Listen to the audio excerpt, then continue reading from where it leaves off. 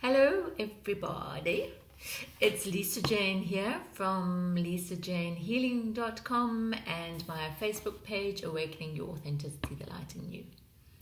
I committed to making a video once a week, so here I am.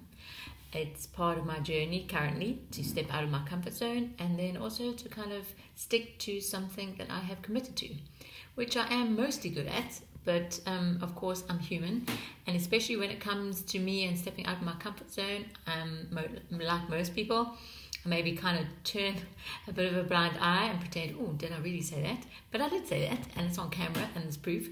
So here I am, and I'm going to stick to my commitment no matter what happens.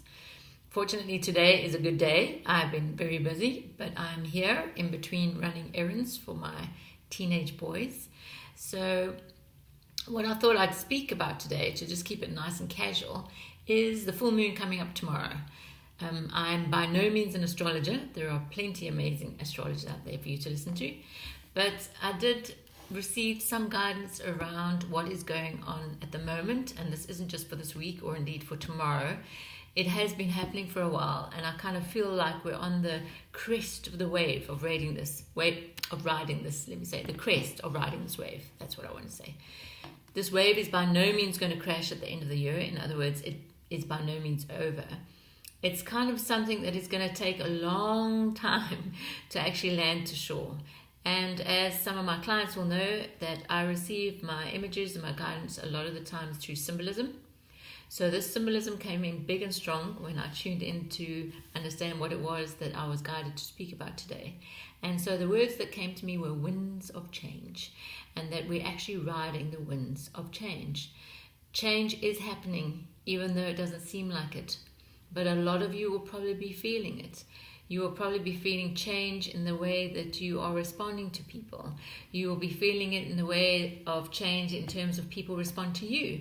And perhaps you're finding more and more that people are seeing you differently, and that 5 different people can see you in 5 different ways. So my question this morning when I was meditating was, is this really a reflection of what's going on around us? In other words, are we being shown different realities of ourselves? Or are we being shown things within ourselves that we need to shift? And what I received really was it's a combination of the two. We are being given a divine opportunity to change. The world is changing. It's changing on the biggest level and it's changing on the smallest level. You can all feel that by way of the environmental actions that are taking place, the civil actions that are taking place, protests that are happening. Change is building in all of us. And so on an individual level, how do we translate that change into personal development and growth, and perhaps a greater connection to our source? That image that I received about riding the wave of change, you will know that, in terms of the sea and the ocean, it takes a while for that wave to build. Sometimes it will appear in the middle of nowhere, but most often that wave comes about because the water is coming closer to a landmass. So either a landmass under the sea or coming closer to the actual shore. And again, the words landed. In other words, the wave of change we're currently riding is going to land at some point. It's not going to crash at the end of the year. I don't think that we're that close to change. But there is going to come a point where that wave is going to crest and it's going to land, and we will be in a different place. At this current time, most of us are doing our very best to ride that wave. And it depends on how you experience things as to how that wave is going to catch you, right? Remember that if I'm sitting on a rock in the middle of the ocean, or I'm sitting on shore waiting for that wave, I'm going to receive it in very different ways. So you may well find that some of the things that are happening around you, you're like that person standing on the rock, and the wave comes on and just completely throws you off balance. And then you're stumbling and fumbling around trying to catch your breath in a wave that's just carrying you, right? You could be prepared and have your surfboard ready with you to ride that wave and take it wherever it may lead. Now that is an adventurous option, right? As long as you can surf, of course. If you can't, then you're also a bit stuck because you're going to get dumped by the wave. And then there are other people who will be ready there with their flippers and their boogie board, playfully catching the wave and not worrying about whether it's the biggest wave or they take the longest ride, and just kind of enjoying the change for what it is. And there's a whole number of different scenarios that I was kind of given in meditating about how you can actually receive this wave of change. But the bottom line is that wave of change is going to hit you no matter what, right? Whether you're kind of just happily lying on your lilo in the middle of the ocean, or whether you have your surfboard or your boogie board ready, or whether you're sitting lonely on a rock kind of wondering if anything's going to change. Well, yes, it is. We are riding those winds of change. Or maybe I should change that, right? Waves of change. And really, if we talk about that, then it is coming in waves. The energetic light, the energetic frequencies that are coming into the planet to help us adjust and shift are different. Some of them are gentle. Some of them are more powerful. What I sense at the moment in this time is that we're riding a very powerful wave of change, and we're being asked to really get ourselves prepared for when that wave lands on shore. And by getting ourselves prepared really means that we will be looking at those things within us that are triggers for reactions to other people coming towards us. That is where our growth lies. That is where our message lies. If we are being shown 5 different faces of who we are by 5 different people, then we're being given the opportunity, is any one of those 5 real? Is any part of one of those 5 truths real? Because it is part of us actually really owning who we are and moving away from the traditional roles and responsibilities. That's also what change is about.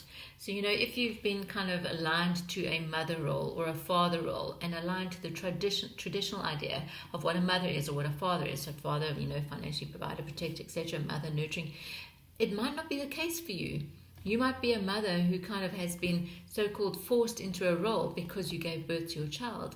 But at the same time, you might be so passionate about your career, whether you're an environmental activist or a peace activist. And you may find that that's actually what you want to do with your life. And hubby will be at home looking after the child. That's absolutely okay. What the world is looking for now is for you to find your place, for you to find where it is that you feel expansive and not contracted, because then we're working from a place of love for ourselves and for others.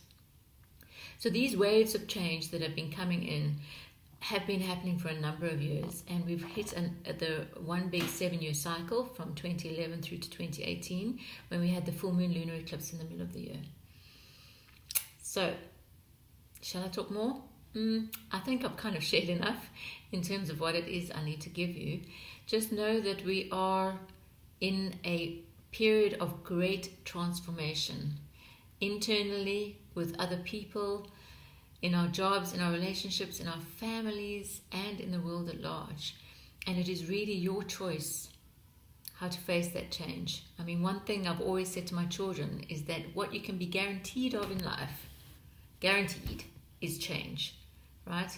We are guaranteed that everything's going to change, and now things are just speeded up and it's changing at a fast pace. So what we need to do in order to equip ourselves is really give us a time, solitude, peace and quiet, whatever it is and however you find that, to assimilate the changes, to give yourself time to understand what the changes are doing to you and how they're affecting your relationships and the people around you. And we need time to contemplate. In order to grow, we need time for contemplation, time for analysis, time for self-love and nurturing. And also to find a tribe.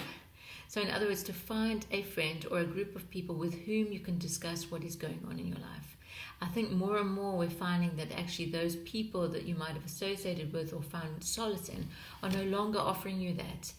They are changing. We are changing, you are changing. So it's all about kind of reconfiguring your life around what it is that you find nurturing, you find supportive. And that is really aligning to a tribe. And the tribe that you've been in may not be the current tribe you feel comfortable in. That's also about change. So all we can do with the change is really just take control of the way we act towards it. We can see it as an opportunity. We can see it as an adventure. And yes, sometimes change can also be tragic, and I'm fully aware of that. But it's about taking that and just really looking at what, if anything, has been triggered to change within you due to the changes that are happening outside.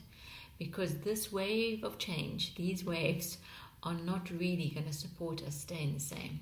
It is asking us to move, to grow, to question, to align to your highest truth. And I find with my work, my kind of base element, my base focus seems to be around helping people find that truth.